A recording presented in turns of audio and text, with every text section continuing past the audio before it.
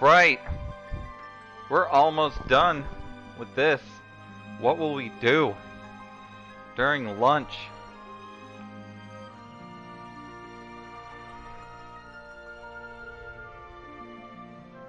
I don't know. One thing I know is some of these lunches have to go to the Put It in Your Mouth production. I've got to do the editing sometime. So there will be maybe 3 streams a week for lunch because I've got to get that done. Obviously, I committed to do it. Got to find the time in my life to get the editing completed. So I was thinking maybe I could stream the editing of the Put It in Your Mouth, but the risk that Sam said something that cannot be put on Twitch is higher than you think. The editing process for Put It in Your Mouth is there are things Sam said that cannot be published through me. I can't do it. I won't. So that means that going through those raws, the risk of some racial comment or whatever coming through and being on here is too high for me to do the editing here, which sucks. But that's just the way it is. One thing I could do, I've thought about this, is I could just seriously sit down and watch the raws from front to back and cut out anything that's unacceptable and then do the editing here. So that's an option that I haven't decided on yet.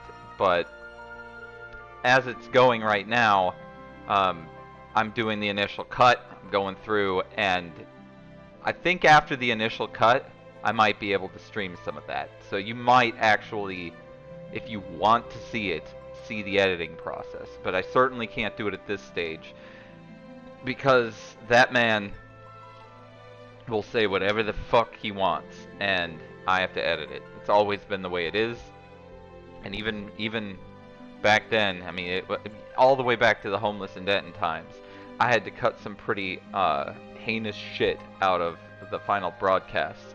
And keep in mind, we put literal turds on public television, and then 8 fake ones, and that was below the threshold of what I would cut. And there are things I had to cut because they just could not be put on TV, and they cannot be put anywhere. Like, it would wreck Sam's current career, actually, if I put that shit out. Like, I have to give him that much respect. I mean, he is supposedly born again or whatever, and he can do whatever he wants. But I'm still going to hold my standard of content, editing, and take any racial comments or anything that is too much for my standard out. And I have to do that before I can show any live Put It in Your Mouth editing. So it's going to be a little bit of time where you're going to see less streaming on the lunch stream than I can do maximum, because I got to do that editing. But I am thinking when I do the initial cut and get rid of all of that stuff and go in for the second pass, I should be able to actually broadcast the editing process. So that is possibly coming, no promises. But as it is now, again, I cannot do that. So sit tight through a couple of these days. And on Wednesdays, I'll never be able to stream because they make me come into the office on Wednesdays. So there's the Tuesday, Wednesday, Monday, and Friday that I've got. And I'm guessing about 2 of those a week are going to be spent doing editing until I get it to the point where we've got that editing done so that every bit of raw that's left is able to be broadcast, and then I'll go back and do the second pass. And when I do the second pass, it's usually based on audio information rather than what you're seeing, and I do the cuts looking at what's being said rather than what's being shown. And unless there's action, I cut it. So if you're interested, you can see that it will spoil the shit out of the episode. So keep that in mind. If I put up a Put It in Your Mouth editing stream, it's going to be next week probably. If I do this and I put that up there and you click on that, the episode itself is not going to be as fresh or as cool, but you might see something you wouldn't see. So you can always go back and look at the archives too, if that's something you want to do. If you're like, oh, I want to see the editing process, but I don't want to spoil myself, just fucking go back and look at it later after the fucking product's completed, and we do the party to watch it and everything. After that's done, you go back and you can see the editing process and see deleted scenes out of there, except for the stuff that's so inappropriate that I cannot show it. So, and there's stuff like that. Like there's literal times where trowel was dropped and like you'd have to blur it out or something, and just stuff happens. It's fucking crazy. All right. Anyway, enough of that. We're streaming Final Fantasy V into the void here. We are not streaming editing yet, but that's where I am if I'm not here on Monday, Tuesday, Thursday, or Friday. I'm editing the episode, so know it. Be well aware. I did more than this. File 1 gets me here. What? I feel like something happened. Is there a quick save? Auto save. This is where I'm at. This is the one. Yep. Final floor. Wow, we are there. I may want to change this to X-Death. I will change it to X-Death if we encounter X-Death. There's tree roots everywhere. This really does look like we're here. This is a very underwhelming final dungeon, if you ask me, compared to even Final Fantasy IV, which had one of the most complex and labyrinthian dungeons out there. Like this is just not like that. It's very straightforward, reusing a bunch of tile sets that were previously used. And the cave tile set for the moon was pretty much the entire thing for Final Fantasy IV, except for the core, which was the last like 4 floors of the Final Fantasy IV final dungeon. They've gone ahead and created a tile set here for like 2 floors, but it's pretty underwhelming as far as the structure is concerned. They do have more mega bosses than Final Fantasy II does that you can't beat. But one thing I want to do is I want to fuck that Shinryu up. Is what I want to do. I forgot.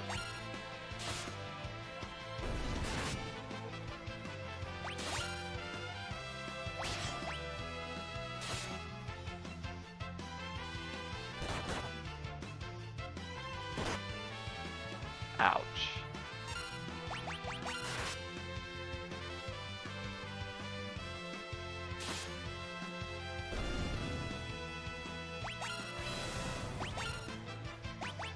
We're just gonna attack through this. I have no idea. The difficulty of the game here increased. Also, the complexity overall of the dungeon layouts in this game is higher than Final Fantasy IV, so I doubt it was due to complaints. They basically made this Final Fantasy hard mode in Japan, and then they decided it was too hard for America, so they didn't even import the thing, or export the thing to us. So I don't think that's the case, but it could have been. Very unlikely, though. I don't think complaints were thrown. I love that dungeon in Final Fantasy IV. If it's the last thing, I mean, if you complain about the end of a game being hard, you're a fucking puss. That's the end of that. I've found that this entire thing has been super hard up to the point where I finally got here, and now it's easy. I've been blowing through this.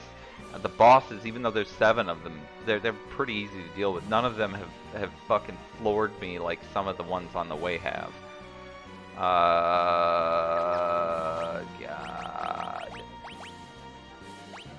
Oh yeah, nobody has this shit. We can handle the one more.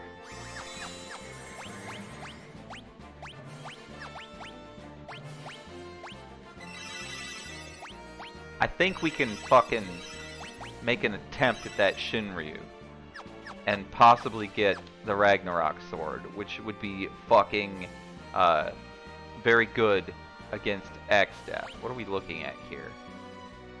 That goes back down? Or continues down. So this is not the final floor, clearly. It says final floor, but that ain't fucking true, because there's another fucking floor it goes down, so clearly it ain't the case. Oh, well, I mean, you can get into the series by playing any of them. Don't play this one first. I mean, you could, but this is fucking hard, so probably better to start with, it depends on your taste. If you want pixel graphics, go for 4 or 6, and if you like polygon graphics, go for 7. That's the only one you really get with polygon graphics. I mean, the 8 and 9 are kind of like that. And if you want the most cinematic and graphically superior experience, go with 10. And other than that, it's not really. I mean, you could try one of the other ones, like do one of these online ones, or do 12, or all these other things. They were not very good. So just do one of those if you want to get into it and try it. I'd say the best story is 10, the best graphics are 10, the best voice acting is 10, and pretty much I would recommend doing 10 if you wanted to do one. 1 through 3 are worth playing if you're into Final Fantasy, but if you're not, these are old school games like Dragon Quest, or Dragon Warrior as it's known in the United States. So if you are into like more of the puzzle solving, explorations part of the game, and you don't care about it not having a very compelling story, because the stories for 1, 2, and 3 are not great. They do get better, 1 being the least of the story. But back in the day, in the 1980s, when Final Fantasy 1 was created, that was pretty much like the most story a game had at that point. So at the time it was huge. It's just they did not do character development. In fact, the character could be whatever the fuck you picked. So they didn't have any attributes that they could exploit to give them kind of a personal thing. And they don't go through any struggles or any kind of plot based on themselves. The characters are irrelevant to the story. The story happens regardless of how the characters are built or what their personalities might or might not be. And that's the case as you push forward through these Final Fantasy games, because there's a job system in 3, there's a job system in 5, and they went ahead and did try to build some character development here, but the story here is also pretty loose. They tried to have Krill's grandfather die and do all this stuff, and it was a little bit moving, but it just does not have the punch that a game like Final Fantasy IV, where the character is locked into their personality. Tell is an old man that fucking lost his daughter because she ran away with a fucking miscreant bard who happened to actually be a prince, and his kingdom was bombed by a rival kingdom. You can't do all that with someone who could change their job to be a fucking ninja. It wouldn't make sense if Tello was a fucking ninja in that situation. And he also dies from old age and over spellcasting, and that also would not make sense if he was a fucking ninja. So take that as it is. Final Fantasy IV has an incredibly good story as well. If you like these kind of games, it looks like this. Final Fantasy IV looks like this. So if this is acceptable enough, then and you want a story that actually is worth going through, Final Fantasy IV is a fantastic one to go through. All right. Anyway, decision. I'm going back. So I'm gonna go see if I can get this Shinryu. I really want to kill it. It is located right there, so it's very close to where I am. And it's going to be tough. It is not going to be easy to slay this thing. I shouldn't be fighting, but I guess I can't. I don't have a choice.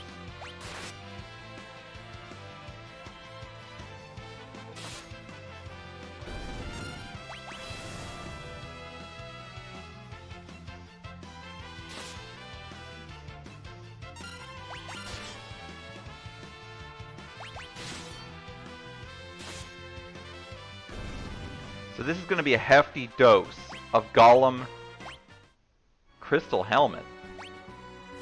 Really?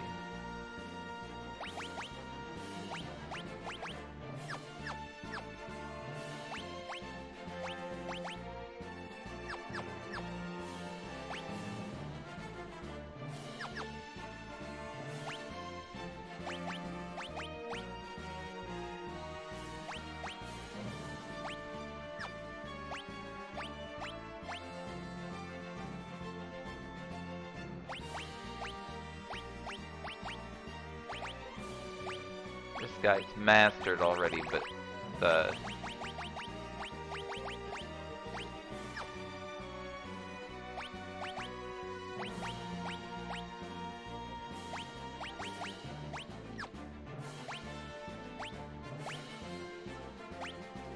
Oh, I don't want two-handed. I want...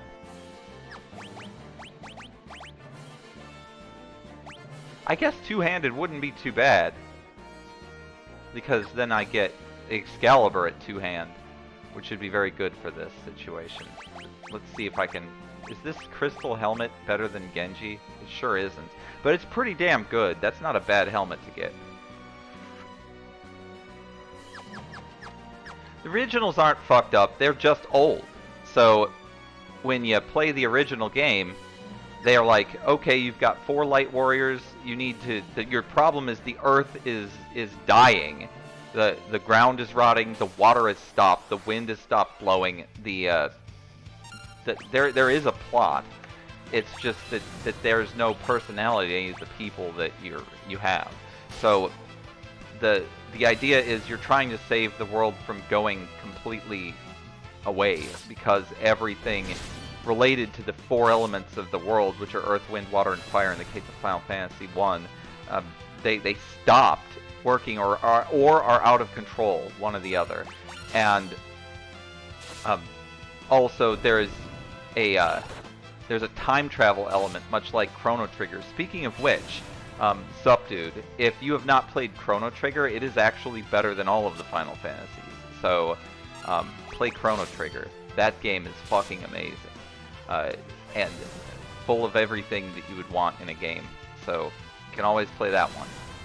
And they have that on Steam. You could play the actual game on Steam. You don't have to get a Nintendo emulator or whatever. You can just go for it. That's 3,000 damage with that sword. That's good. Alright, so what we're trying... God damn it. This is annoying.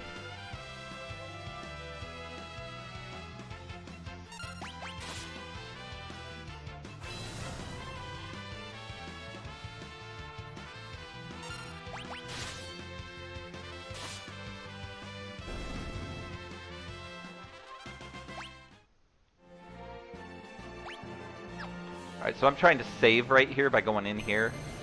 Every time I go through a fucking exit, I can save. So I'm gonna prepare myself here, and then I'm gonna go try to get this fucking dragon killed. So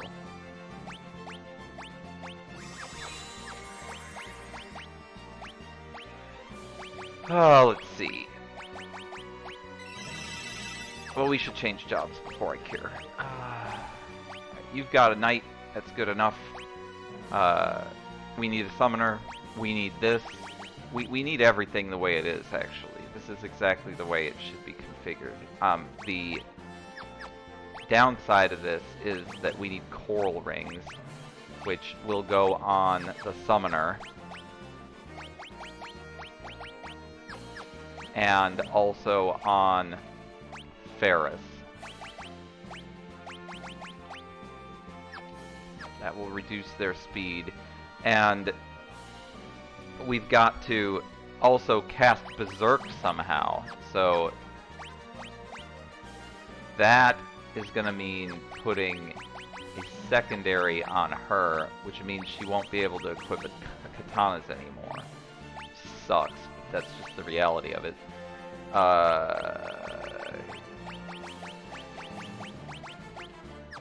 I believe Berserk is white magic.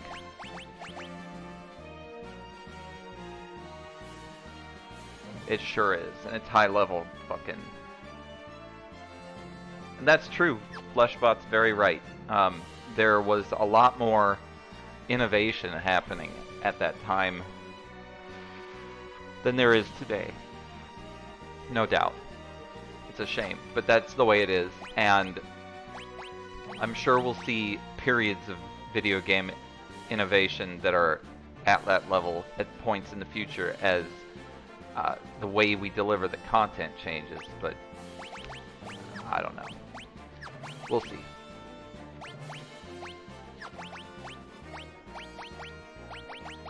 Alright, get everybody maximized here.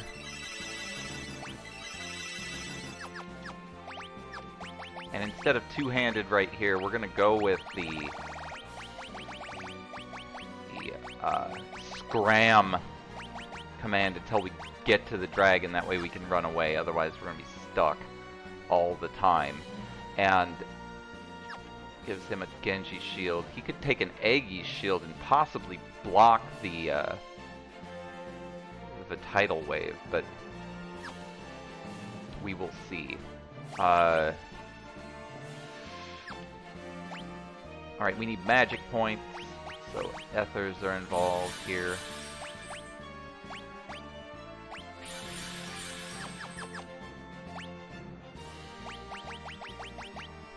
And I think we're good. Let's give this a shot, see how bad it is. Someday, when I retire, I definitely plan to make a game. So, yes, but not now.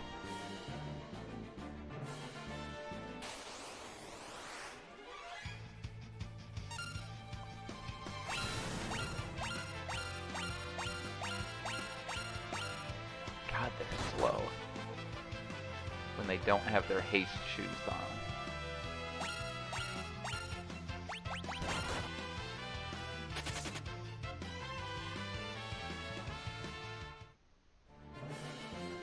We will cure them again when we get there. Man, 2 fights, seriously? Oh, it's preemptive at least.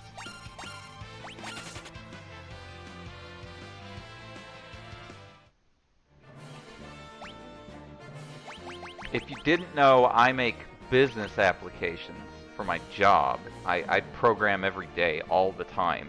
So I certainly can make a game.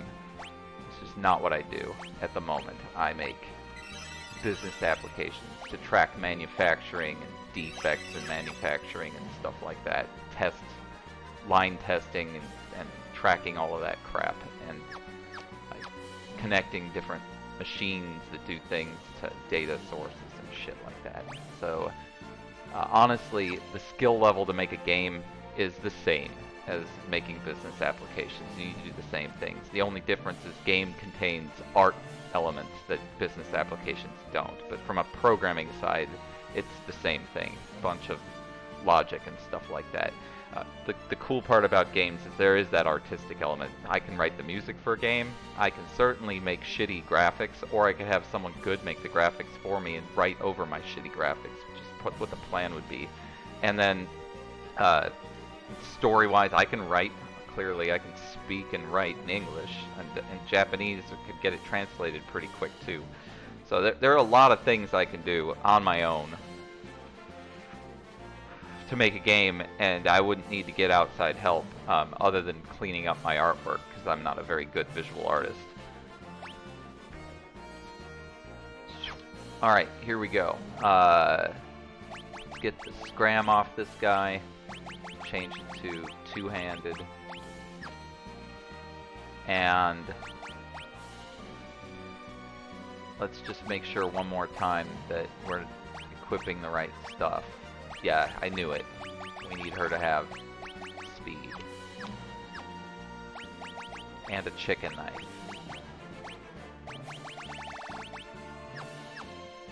Okay. Looks like it. Of course. Sup, dude, I would definitely recommend that line of work if you can do it. Like, it pays a shit ton of money. Like, I make a lot of money. So, you haven't gone to college yet, so let me tell you some things. First of all, I got a degree in music composition, so that does not say a whole lot about needing to have a degree to do computer programming, because clearly I don't have a computer programming degree.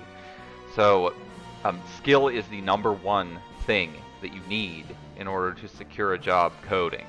And your entry-level pay will probably be reflected by your education.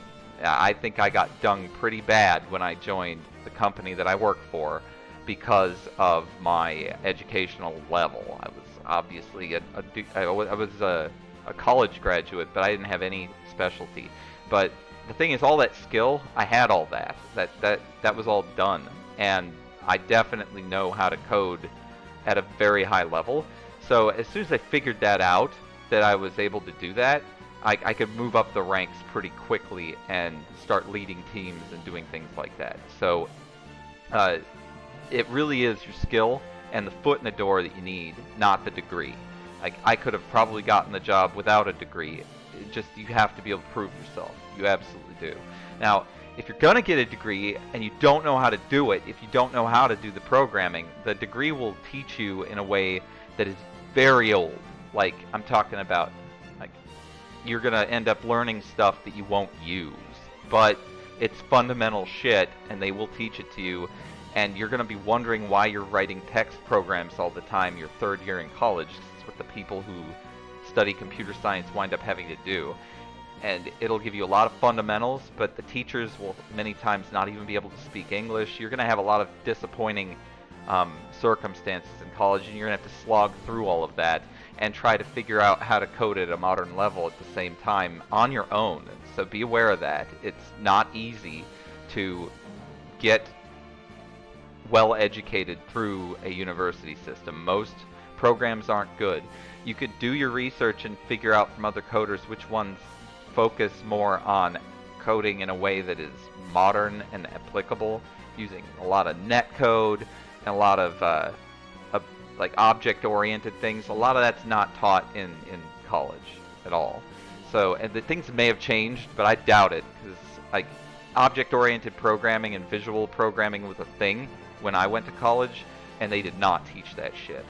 So it's your call what you want to do. If you get into that line of work, number one, it's nice because every day is different. You're going to be making stuff. So because you're making something every day, you're working, you're doing something different. You're building systems and building programs and building like processes, and it's interesting. So it's not fun. I'm not going to lie to you. It's interesting and different every day. It's not monotonous. And there's a sense of achievement when you build something and it works and it actually solves a major problem or saves someone a bunch of money or both. And that's really rewarding. And of course, the more you do things like that, the more money you will get. That's how companies work if they're good companies. You share the wealth. The whole point is you got this giant team that's looking to make money. Everybody's on the boat trying to make the money together. And it's supposed to be, in a good company, a situation where the better it gets, the better you get. That's the way it's supposed to be. It doesn't always work that way. And the farther away from business you get, and the closer to entertainment you get, the more shitty it's going to be, and the more dick sucking is involved, and the more that it doesn't matter what your skill is, it just matters how well you give head. And then your pay is also going to be really low as a video game programmer, because everybody wants to do that. And people are willing to take those jobs at very low salaries because there are so many people who want to make video games because that sounds like so much fun. I mean, it sounds like so much fun, I'm willing to do it for no pay, obviously. When I retire, I want something to do. That's what I'm going to do. So, yeah, it's... Oh, that sucks. Yeah, Twitch is shitty. I'm glad you came on anyway. Alright, let's do this. Good luck to me. Can I get it in before he... Yeah! Fuck you! Come on. Oh, that is so much damage. Oh, that's the one person I needed.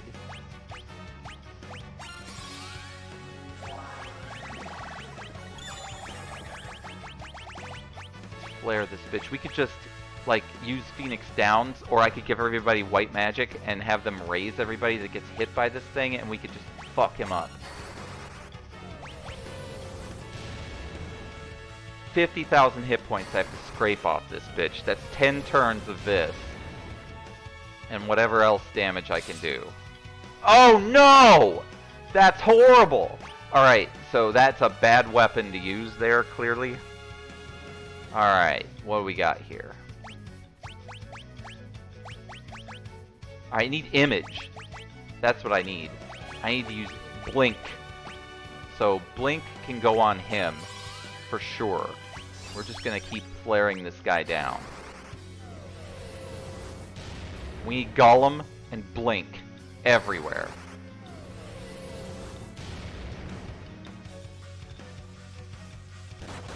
No! Blink yourself, because these two are the most important characters here. thing's gonna get fucked. No, I mean, think about it. I gotta pause for this. Think about this. These game programming companies contract you for 40 hours a week or more. Most of them make you do unpaid overtime or some kind of awful thing like that.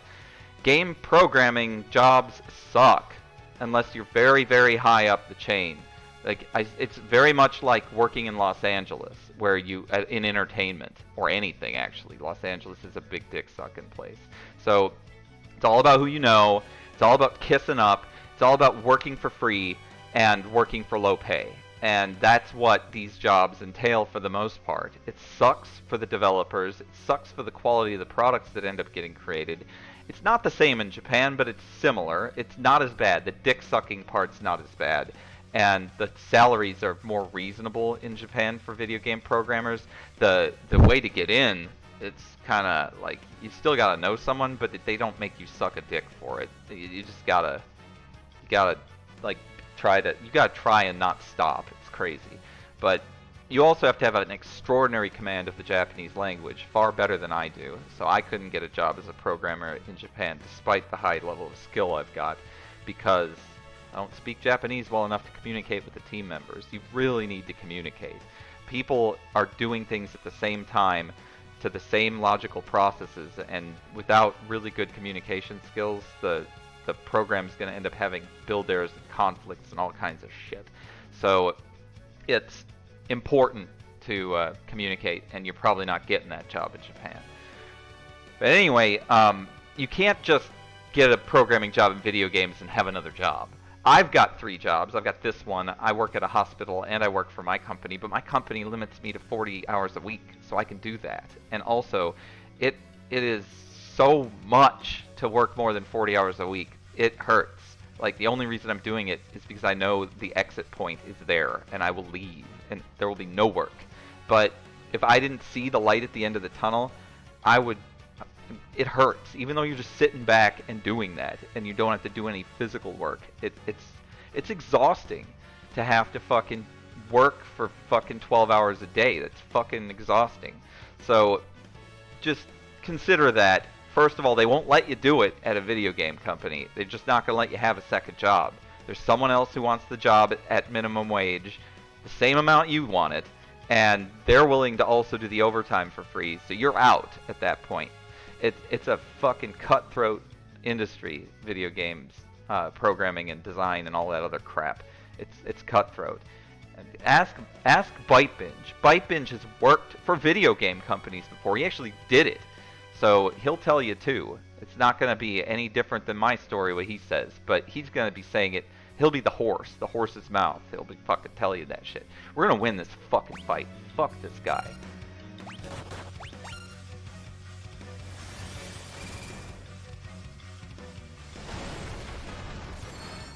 There's our insurance policy.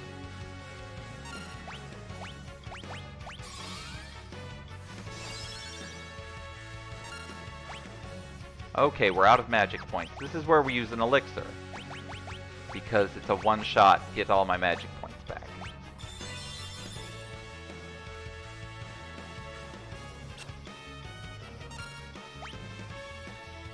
Okay, who just...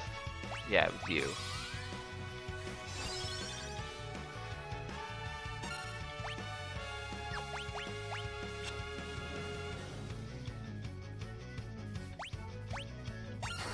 Oh, did I fuck up? I sure did.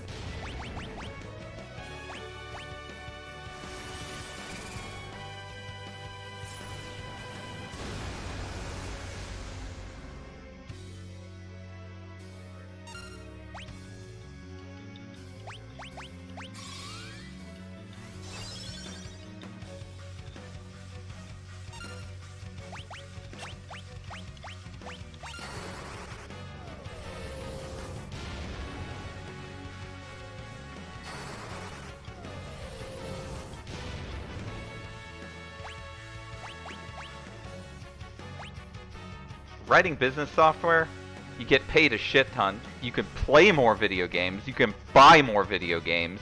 And, I mean, what? If you were partially involved in one game's production for 5 years, you've got that one game that you contributed this much to.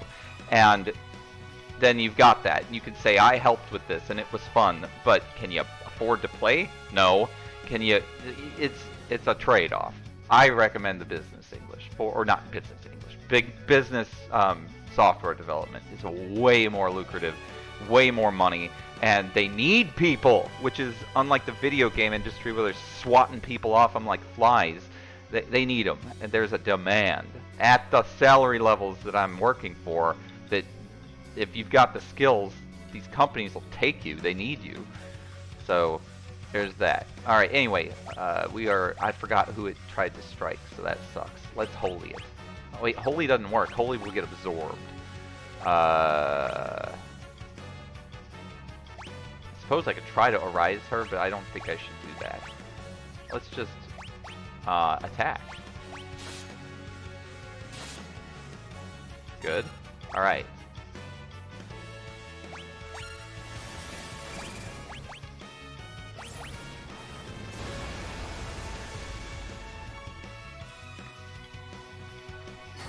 Well, hopefully it does change your life. I mean, if I had started doing what I did in my 20s instead of now, I would have like $4 million, which would be ridiculous.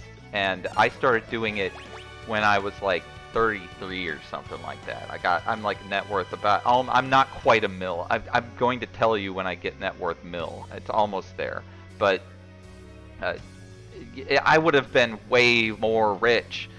And instead I went and had an adventure, and I was able to change the life of a bunch of students, and I didn't get to save any of that money from Japan, really. The expense is so high.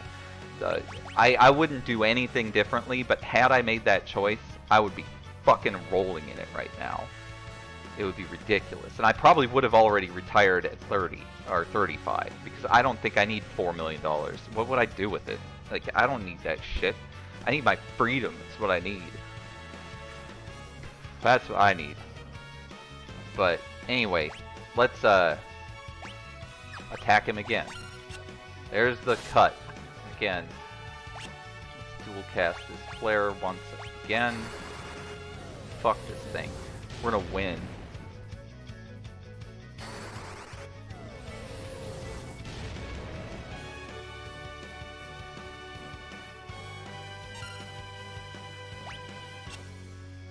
Okay, blink required.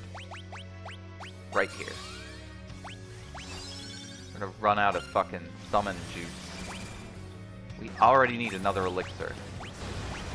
I say it's worth it. This is for Ragnarok. We can dual wield Excalibur and Ragnarok. It'll be ridiculous. Right, attack.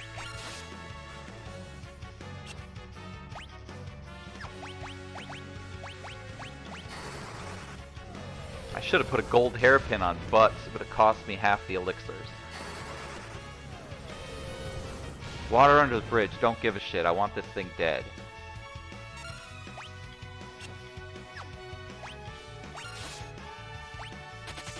No! No! That's a thing? You can run away from treasure chest monsters? What the actual fuck? Now I need to kill myself so that I can come back and get my elixirs back. Oh, that sucks. No chicken knife. Okay, well, we're still gonna win. We're still gonna beat this fucking Shinryu. Now I'm gonna put it in the goddamn title while these things murder me.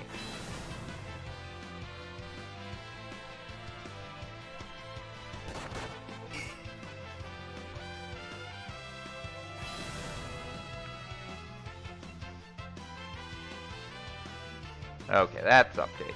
We are taking that bitch down. This time we're going to be even more efficient about it.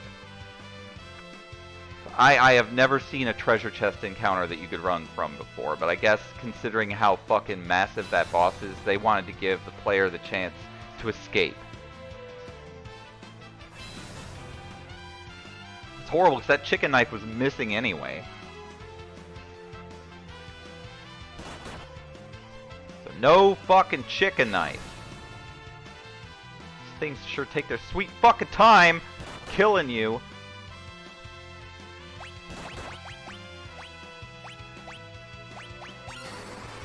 Oh, why would I hit myself first? Whatever.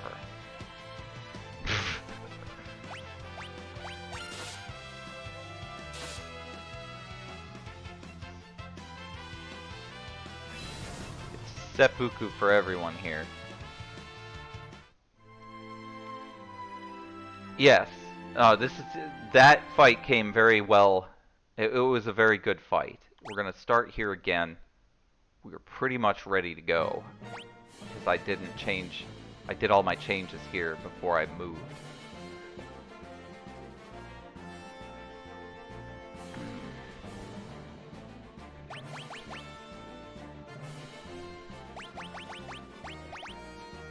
Alright, that's much better for her weapons. I made that change afterwards.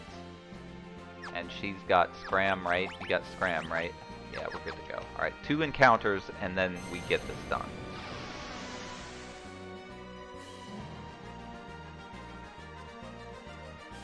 Hmm? Oh, we were already there.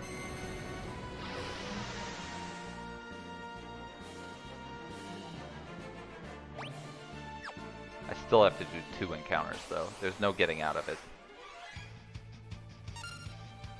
That's not the boss, it's just the same sprite. Man, fuck that. At least he didn't kill Ferris. What a piece of shit.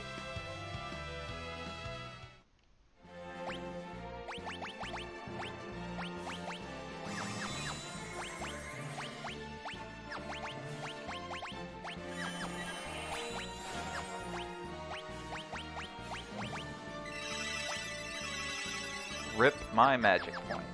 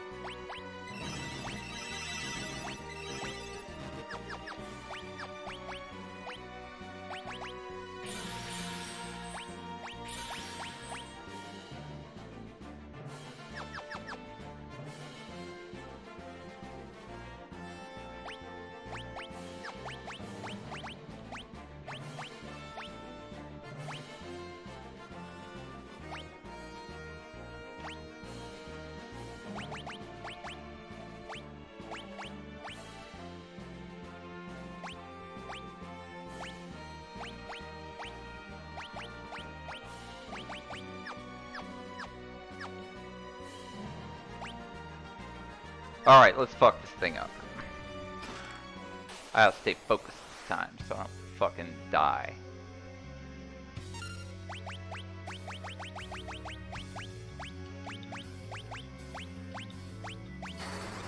Hopefully it doesn't counter this. I'll bet it counters me.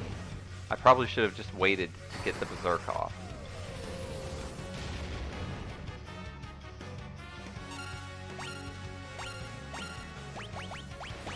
There it is. I've already fucked myself. Alright, that's fucked. We're fucked.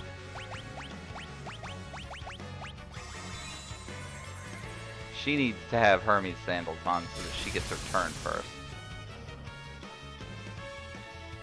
God damn it, we gotta do it all again. Fuck, we had this bitch.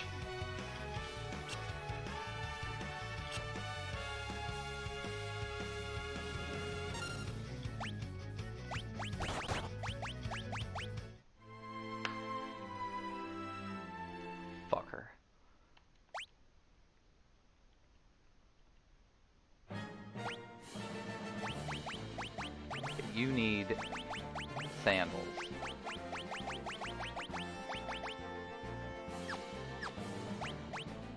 You need a coral ring. You shouldn't get a coral ring. You should get a coral ring. You need the sandals. Alright, yeah, you get a coral ring. That's what you get. Crappy as it is.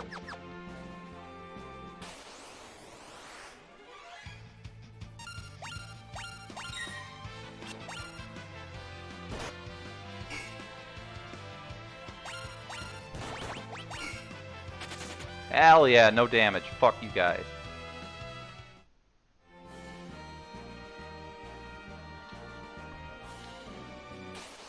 Fuck, fuck.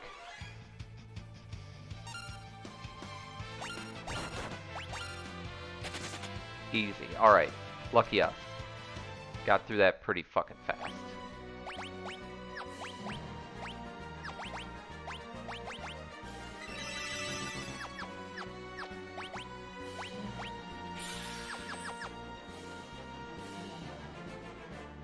Okay. Let's do it again.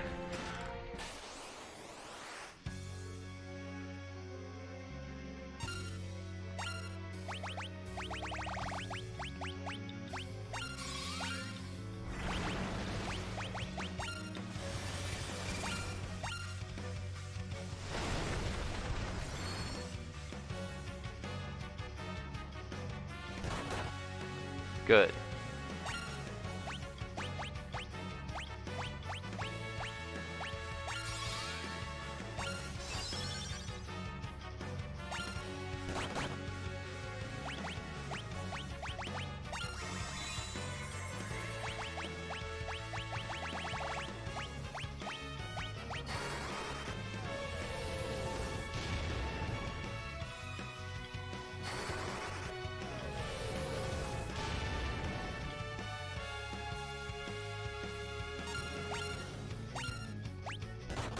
God damn it!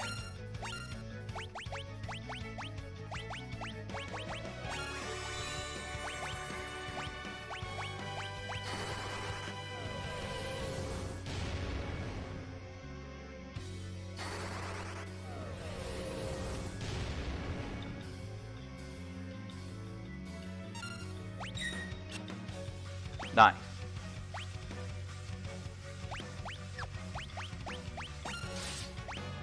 Oh my god. Again, I thought I got that off him, but I forgot. Bullshit. Alright, come on. Blink yourself. That's all we need are those two.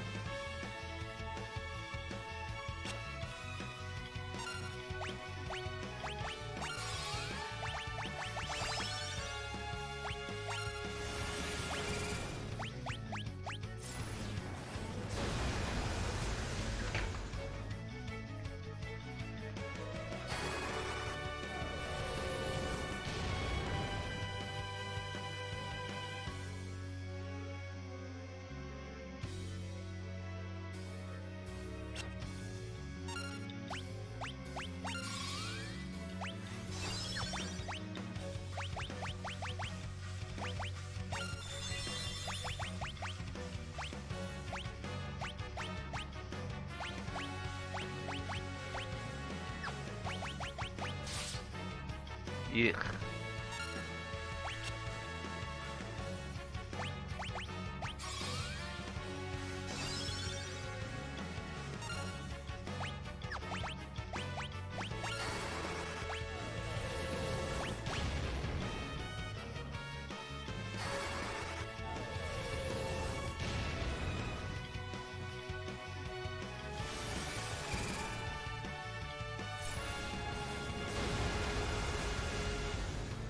Those are some sweet fucking emotes, dude. You must have got them from someone who makes animated emotes. I need to do that. I need to try to make an animated emote. That'd be fun. Alright, we don't need anything here, so we can attack. Not that much damage, but at least it's not going to run away.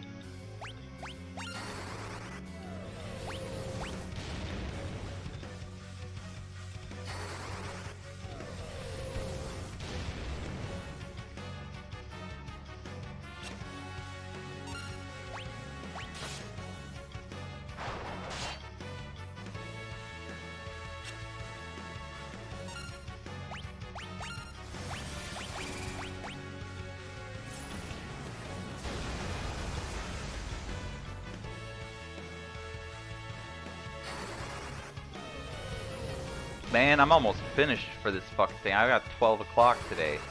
So, that sucks. We're gonna win, though, before 12. I can do this.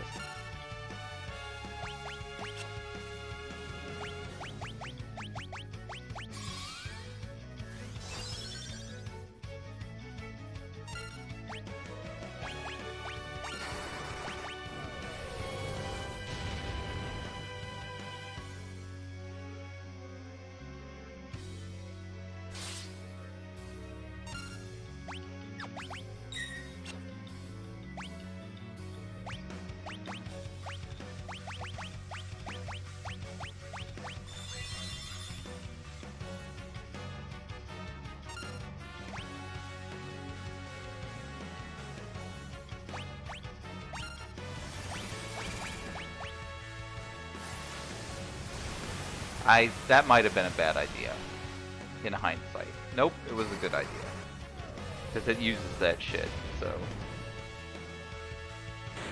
Yeah, fuck you! That's a win.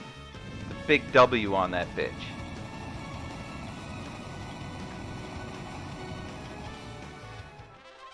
Part of me wants to go kill Omega, too. I got a dragon seal, whatever the fuck that is. And from the chest... I got Ragnarok. Let's just get to a save point ASAP. Which is just... I could just save like this, but I want to actually get to a door.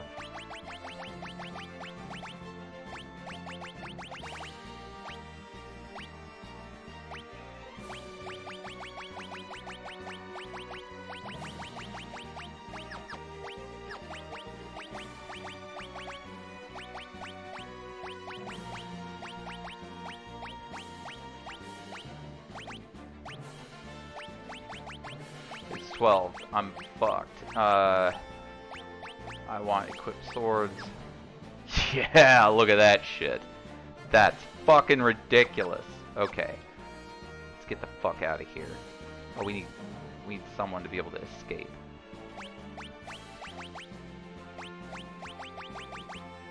Oh, that's gonna change this one.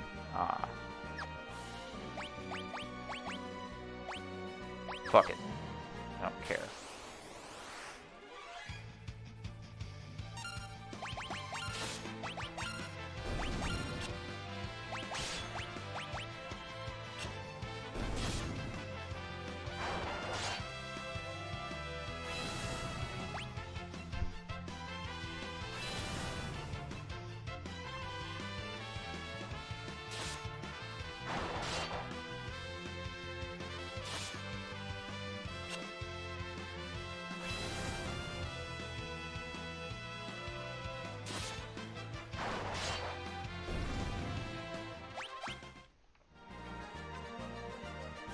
Get in there.